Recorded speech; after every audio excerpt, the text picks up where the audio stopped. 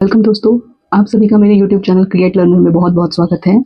तो देखिएगा, हम लोग यहाँ पर यूपीएससी के रिस्पेक्ट में पीसीएस एसएससी के लेवल पर एक इम्पॉर्टेंट कॉन्सेप्ट को डिस्कस करने जा रहे हैं। तो देखिएगा, ये जो टॉपिक है ना, एक्चुअल में ये टॉपिक यूपीएससी का तो बहुत ही ज़्यादा फेवरेट टॉपिक है।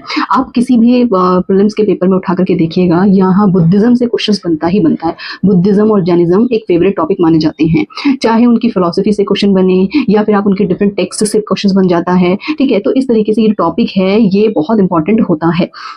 चलिए, तो यहाँ पर हम लोग बात कर रहे हैं त्रिपिटक की, जिसे त्रिपिटका भी कहा गया है। ठीक है, या हिंदी में इसे त्रिपिटक कहा गया है। ठीक है, एक्चुअल में ये क्या है, ये इसे कहा जाता है टेक्स्ट। ये क्या है, बुक्स हैं, ऐसे समझिएगा। ये क्या है, बुक्स हैं, बुद्धिज्म से रिलेटेड या बौद्ध धर्म से रिलेटेड एक इंपॉर्टेंट ग्रंथ माने जाते हैं।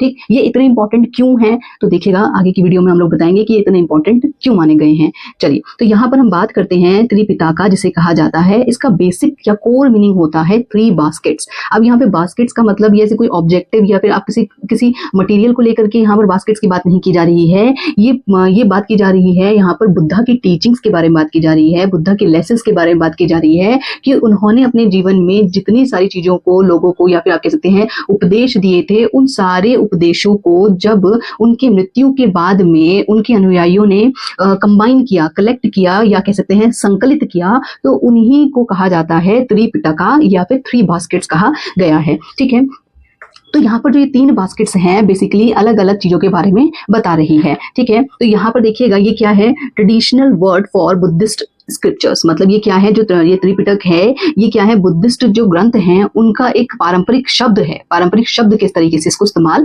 किया गया है। ठीक है, और सबसे इंपॉर्टेंट क्वेश्चन आ जाता है कि जो त्रिपिटक है ये कौन सी लैंग्वेज में है। यहाँ से डायरेक्ट क्वेश्चन आ जाते हैं कि भाई जो मतलब लाइक आपके पास बहुत सारे स्क्रिप्चर्स की बात की जाती है, बहुत सारे टेक्स्ट की बात की जाती है, उनकी लैंग्वेजेस पूछ ली जाती है आपसे।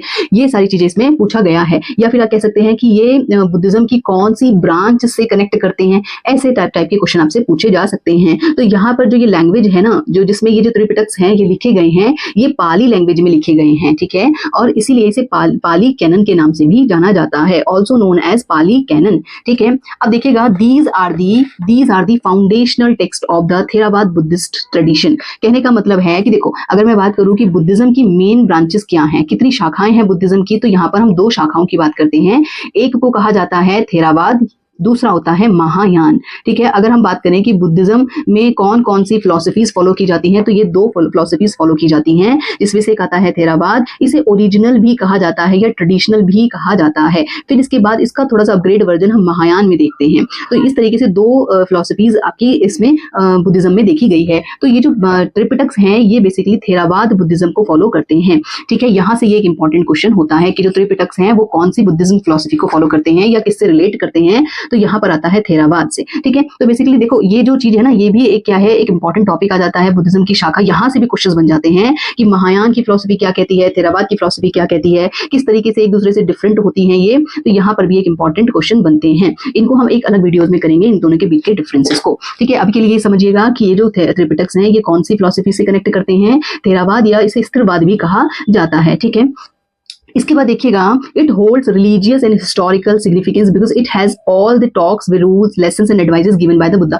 कहने का मतलब है कि बुद्ध भगवान ने अपने जीवन में रहते हुए जितनी चीजों का ज्ञान लोगों को दिया है, अलग अलग चीजों में उन्होंने क्या किया है, लोगों को समझाने की कोशिश की है कि कैसे जीवन को जीना चाहिए, सुख और दुख क्या होते हैं, ये सारी चीजें उन्होंने अपने लाइफ में रहते हुए जो दिए थे, उन्हीं एडवाइसों को ये जो त्रिपिटक्स हैं ये कंटेन करते हैं। तो चलिए, इसके बाद बात करते हैं कि त्रिपिटक्स में एक्चुअल में कौन कौन सी चीजें शामिल की गई हैं या कौन कौन से टेक्स्ट आते हैं। तो इसको याद करने की एक ट्रिक जो है वो क्या है आपके पास, आप याद रखिएगा, VSA। ठीक है, VSA कहने का मतलब है V फॉर विनय पिटक, ठीक है, S फॉर सुत्त पिटक और A फॉर अभिधम्म पिटक कहा जाता है। तो तीन पिटक्स जो हैं त्रिपिटक में, या तीन बास्केट जिसे कहा जाता है, ये वही बास्केट्स हैं जो कि इन टेक्स्ट को कंटेन करती है। तो विनय पिटक में बात की जाती है, इसे कहा जाता है बास्केट ऑफ डिसिप्लिन।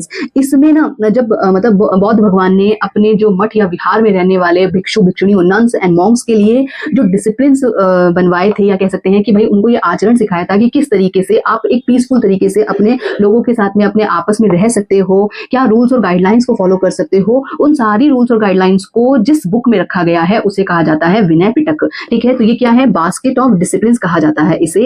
एंड इसमें क्या चीजें शामिल हैं, rules and guidelines for the monks and nuns, मतलब स्पेसिफिकली किसके लिए है, ये भिक्षु और भिक्षुणियों के लिए हैं कि वो एक साथ रहते हुए कैसे शांतिपूर्वक रह सकते हैं, कैसे एक दूसरे के साथ में व्यवहार कर सकते हैं, जिससे उनका ज्यादातर ध्यान जो हो किसमें हो, एक मतलब एक अच्छे कामों की तरफ वो फोकस कर सके, डिसिप्लिन में रह सके और maintain harmony and discipline in the संघ, ये सब चीजें बन सके। अगर वो आपस में ही मतलब किसी ना किसी चीज को लेकर के उनके बीच में प्रॉब्लम्स होती रहेंगी तो वो कैसे अपने जीवन को एक शांत या एक मतलब कह सकते हैं कि मतलब जिस चीज के लिए वो उस मठ या विहार से जुड़े हैं वो उसको ऑब्टेन नहीं कर सकते हैं, जीवन के असली सत्य को नहीं पहचान सकते हैं। ठीक है, तो इसलिए ये क्या है, आपकी विनय पिटक में शामिल किया गया है। फिर आता है हमारे पास सुत्त पिटक। सुत्त पिटक इसे कहा जाता है बास्केट ऑफ डिस्कोर्स, मतलब टीचिंग ऑफ बुद्धा। बुद्धा ने ये मॉरल इंस्ट्रक्शंस के तरीके से जो चीजें मतलब लाइक अपने अनुयायियों को प्रदान की थी कि कैसे आप अपने जीवन में रह सकते हो, एक मतलब एक नॉर्मल या कह सकते हैं एक आम लोगों के लिए जो चीजें उन्होंने जो टीचिंग्स प्रोवाइड की थी उसे रखा जाता है सुत्त पिटक में। इसे कहा जाता है टीचिंग ऑफ बुद्धा। ये क्या करती है, मॉरल इंस्ट्रक्शंस को प्रोवाइड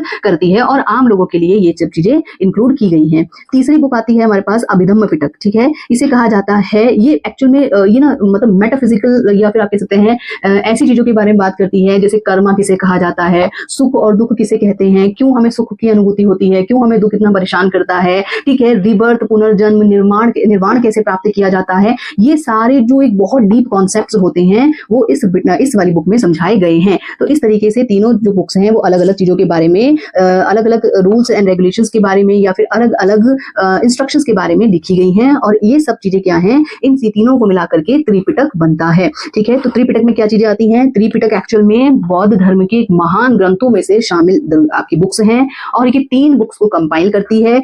बौद्ध धर्म बुद्ध की मृत्यु के बाद उनके अनुयायियों ने उनके जितने भी ज्ञान या उपदेश थे उनको कंबाइन करने के लिए इन 3 बुक्स का संकलन किया है। ठीक है, तो इसमें 3 बुक्स आ रही हैं, एक आता है विनय पिटक, सुत्त पिटक और अभिधम्म पिटक, और ये तीनों बुक्स जो हैं वो पाली ट्रेडिशन, पाली भाषा में लिखी गई हैं और थेरावादा बुद्धिज्म ट्रेडिशन को फॉलो करती हैं। ठीक है, तो यहाँ पर इस वीडियो में हम लोगों ने इन सब चीजों को क्लियर किया है।